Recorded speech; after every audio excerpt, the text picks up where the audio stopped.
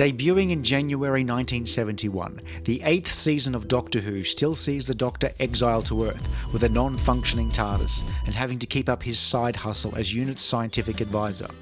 With a new companion and a slightly more upbeat tone, this season also saw the Doctor face off against a renegade Time Lord.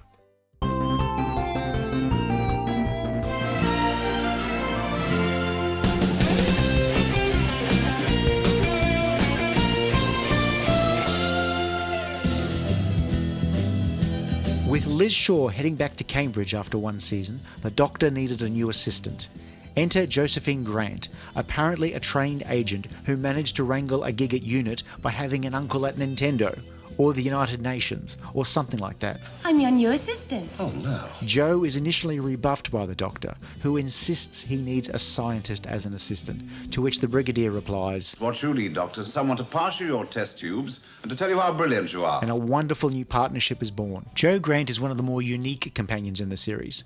Not a fool, but grateful for the Doctor's guidance. Not a ditz, but warm and vivacious. Ready to learn and always courageous. Over the course of her 3-year stint in the series, Jo became utterly devoted to the Doctor, and he becomes not only a mentor, but a father figure. The chemistry between Manning and Pertwee is palpable and a joy to watch. Also joining UNIT, to provide a bridge between Sergeant Benton and the Brigadier, is Captain Mike Yates. Initially thought of as a love interest for Jo Grant, Mike also fulfills a vital role in that the writers wouldn't have to keep making up names for UNIT captains. For a while, Mike is a dashing but simple UNIT action hero, though he actually ends up with an interesting character arc in later seasons.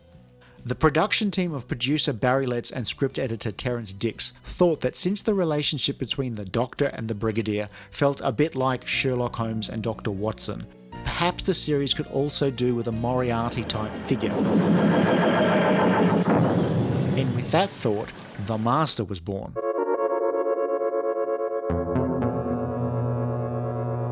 I am usually referred to as the Master. Suave and ruthless, but not insane as he would later become, the Master was a master of disguises. A master hypnotist, but only a C- student when it came to thinking through some of his alliances. Roger Delgado, mostly known for playing villains and foreign ambassadors, was cast as the Doctor's ultimate arch-nemesis, a role that ultimately made him nearly as popular as the Doctor. Delgado became so associated with the role of the Master, he asked to be written out of the series because other producers assumed he was a permanent cast member of Doctor Who, and thus unavailable for other work. Unfortunately, fate would intervene, with tragic consequences in 1973. Terror of the Autons sees the plastic-bending Nestines return in concert with the Master. The Autons themselves take a backseat to their new ally, who takes over a plastic factory in order to facilitate a second Nestine invasion attempt. The story is a catalogue of murder, as the Master and Nestines conspire to kill the Doctor and other interlopers by various means. Bombs, grenades, exploding Amazon parcels, matter condensation, killer dolls, killer chairs, killer flowers, killer policemen, killer cords, killer queen. Finally, as the Master uses a radio telescope to open up a bridgehead for the Nestines, and after all the murders and attempted murders and mass killings, the Doctor scuttles the Master's schemes with these words. You really think that thing will distinguish between you and us? Terror of the Autons is not a reboot or a retool, more a slight adjustment, a Picard manoeuvre. The UNIT family was firmly established here, and the Master proved to be one of the series' most enduring creations, played variously by Anthony Ainley, Eric Roberts, Derek Jacobi, John Sim, and Michelle Gomez. The story itself, directed by producer Barry Letts and written by Robert Holmes, is mostly fine. Great characters, dialogue, action and plot that Holmes was usually known for, but an illiberal use of chroma key does make willing suspension of disbelief a touch difficult.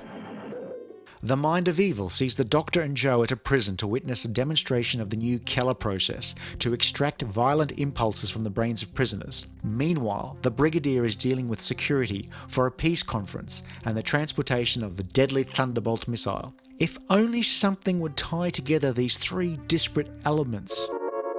The Master is also responsible for the Keller process, but inside the machine that makes this process possible is a parasitic alien creature that feeds on negative emotions, just like social media. The Master engineers a prison takeover by the inmates, who he intends to use to steal the Thunderbolt missile, which he then wants to fire at the peace conference. See? He was going somewhere. Of course, the Keller machine literally has a mind of its own. There are multiple prison riots, a rampaging creature that causes lethal hallucinations in its victims, a unit attack to regain control of the prison, the missile heist, and of course, some delicious scenes of Delgado's master squaring off against the Doctor. Again, it's a little long and convoluted, but fairly entertaining. The Doctor starts off the story by alienating everybody in the prison. He remembers his horror at watching the parallel Earth engulfed in flames from last season, and we see what happens when the Master is attacked by his own creation. The Claws of Axos was the story that was bound to be made once the series decided to double down on chroma key, or CSO as the BBC insisted on calling it. Originally called Vampire from Space, Claws of Axos was the first script from writing team Bob Baker and Dave Martin.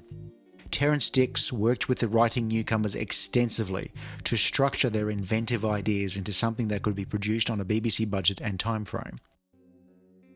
An alien space vessel known as Axos lands on Earth, and the Golden Axons, fresh from Burning Man, offer to give humanity a miraculous MacGuffin, but what the humans don't know is that underneath the Axons' glitter, they are clumps of writhing spaghetti intent on absorbing all of Earth's energy, and of course, since spaghetti is basically all carbs, they are evil.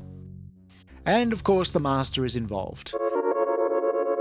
The Doctor and the Master team up to try and channel the power of a nuclear reactor through the TARDIS to either defeat Axos or to allow the two Time Lords to escape. Claws is ambitious in terms of what it tries to portray visually, and it's that ambition that proves to be its undoing. Colony in Space was a reaction to the restriction of having the Doctor stuck on Earth. The Doctor thinks he's got the TARDIS working again, and he wants to go on a test flight. Jo, who's not previously been inside the TARDIS before, is shocked by what she finds. Jo thought she was entering the Doctor's sex dungeon, but is disappointed to learn it's only a time machine. They waited until her fourth story, but Katy Manning will not be denied her "what the hell is this" acting moment. Transported to her first alien planet, Oxarius, which is twinned with a chalk pit in Cornwall, Jo and the Doctor become entwined in some local matters, where colonists, in space if you will, are being driven off their land by villains from the Interplanetary Mining Corporation, who want to strip mine the planet. Enter the Master, posing as Earth Adjudicator, who's hunting around for a deadly secret located in an ancient city. Once again, we are treated to a great story spread out too thinly over too many episodes. The constant toing and froing between the colonists and the miners over who has the upper hand will give you whiplash. I mean, look at Jon Pertwee. This being a Malcolm Hulke script, there are numerous allusions to the dehumanizing problems of overcrowding and pollution caused by mining and industrialization. The episode also proved that, while the Doctor was officially grounded, he could regularly be sent off to other planets as an unofficial agent of the Time Lords. Lastly, we have The Daemons, often hailed as a classic, and it's the favourite story of all who worked on it. A TV broadcast from an archaeological dig has the Doctor and Jo travelling to the village of Devil's End to prevent a terrible power from being unearthed. Then there's the new vicar of the village, Mr. Magister, who we will not identify in order to preserve some mystery to this season. I only need two things: your submission and your obedience to my will. What this country needs is strength, power, and decision. Magister is hoping to harness the immense power of an ancient being called Azal, a demon from the planet Deimos. So while it's presented as a story about black magic that's really technology that we don't understand, we have the usual tropes of people wearing sheets and summoning the rather devil-like Azal. Magister's attempts to control Azal go tits up, of course, and finally, oh Jesus, thanks Mosaic Dude, you just gave away the fact that it's the Master again. God, we tried to preserve a little bit of mystery, you know, and just the last time I used Fiverr. Shut for the wings there. 5 rounds rapid. Season 8 was the first season to be completely overseen start to finish by producer Barry Letts, and he made a number of changes both in front of the cameras and behind the scenes. Firstly, the way the show was made would go from rehearsing one episode for a few days, then one day in the studio with a 90-minute recording session at the end of the day, would be replaced by a system where 2 episodes were made every fortnight, meaning sets would not have to be dismantled and reassembled as often. A modicum of out-of-order recording could take place as well. Letts also took the opportunity to have Unit dressed like regular army, and in general, hammer down some of the hoe-faced elements of the previous season. Another change that probably hasn't aged quite as well is this season had a mainly electronic score, with regular composer Dudley Simpson working with the BBC Radiophonic Workshop instead of employing musicians to play conventional instruments. Also, having the Master turn up as the villain every story was not considered the best move, and indeed, Roger Delgado would only appear in 3 more stories over the following 2 years. On a technical note, only a handful of episodes from this season survive in their original PAL video format. Most of what's available to watch now involves some form of restoration, a conversion from an NTSC copy made in the early 70s, black and white film prints that have been recoloured by hand, or colour has been recovered from the black and white image, or stories where the black and white film prints have been mixed with colour from off-air recordings made in North America in the early 70s. So Season 8 provided a template for the next few years. The Doctor and Jo would face many adventures together, with the Brigadier and company providing support for Earthbound adventures. In the following season, the Doctor would get even more chances to go off gallivanting in the TARDIS.